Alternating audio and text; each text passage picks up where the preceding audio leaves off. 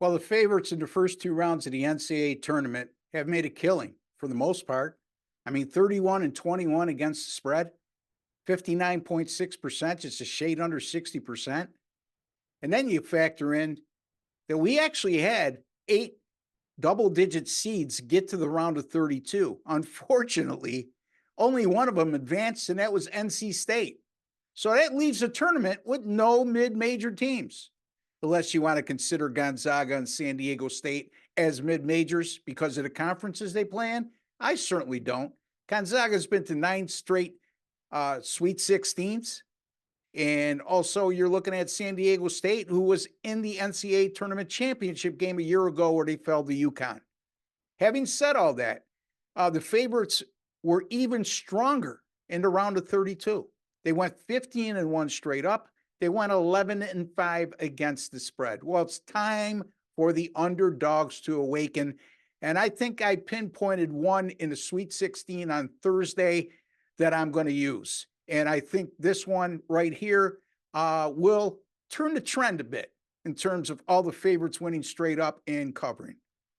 Albeit it's not a big underdog, as we're looking at the Iowa State Illinois game. Iowa State a 1.5 point favorite, the total 146. Illinois is just a 1.5 point dog as a team I'm looking at. Okay. They're going to have to win the game straight up for the most part. It doesn't take a brain surgeon to do the math on that. This game goes Thursday night, 10 p.m. Eastern time at Boston Garden.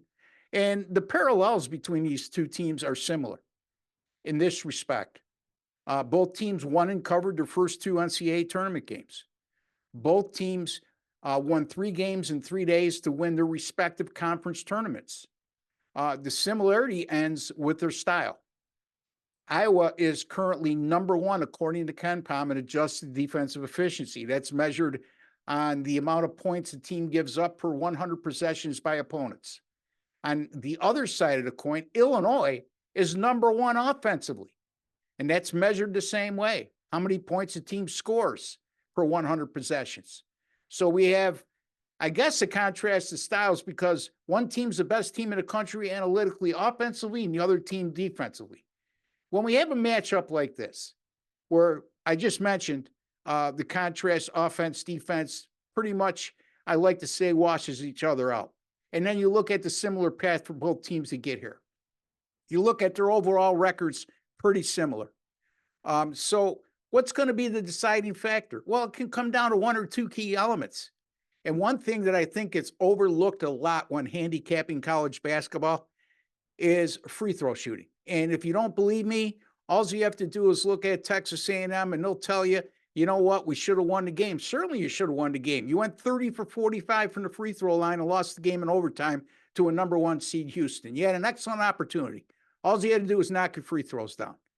So another example is Grand Canyon, who loses by 11. They were a 6-point dog. It was a tie game late in the game, but they got nobody to blame but themselves. They missed 14 free throws in that game. You just can't win like that. And when you get that many free throw attempts, Grand Canyon 37 and Texas A&M 45, and you're an underdog, you should be in a prime position to win because realistically, you shouldn't be chasing the game or playing from behind. In any event, what's the biggest determining factor for me? Illinois has a guy named Terrence Shannon Jr. and Iowa State doesn't. And I know I've been a proponent over the years of saying players don't mean anything to me when it comes to statistics on an individual basis. If you want to follow that, play fantasy, okay?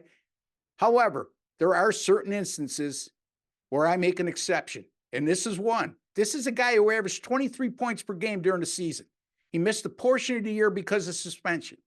But since the Big Ten tournament began and through the NCAA tournament, 5 games, 31.3 points per game, shooting 42% from beyond the 3-point line, making 87% of his free throws, and averaging nearly 2 steals a game. He's the one player on both sides that can carry the load, keep his team in the game, if not win it all by himself. And he's proven that over the last 2 weeks. So I am going to have a lean here right now. We're talking on Tuesday, the 26th of March.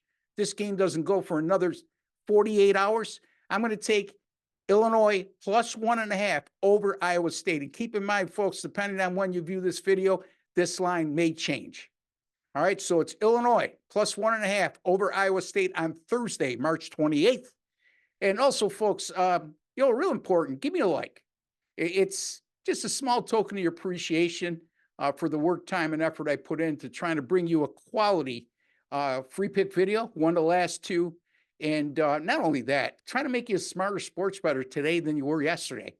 And some people lose sight of it. It's not always about winning and losing on these free pick videos all the time, although winning is extremely important. But sometimes when you lose, you could pick something up from a handicapper, not only like myself, but the rest of the great guys at the site. So give me a like, and it'll go a long way in me maybe doing some videos beyond March. And also, folks, don't forget to subscribe to our YouTube channel. It's free to do so. And click on that alert notification bell in your YouTube settings, and you'll be notified immediately upon any of our content going up on Wager Talk TV. Myself at sportsmemo.com, 9-6 to start the NCAA tournament, 3-1 in the NIT. My Major League Baseball is on the horizon, and we got some good specials going on right now. All you have to do is go to sportsmemo.com. It's going to be here on Thursday, and I finished extremely strong last year, hitting 63% of my plays over the last 2 months of the season.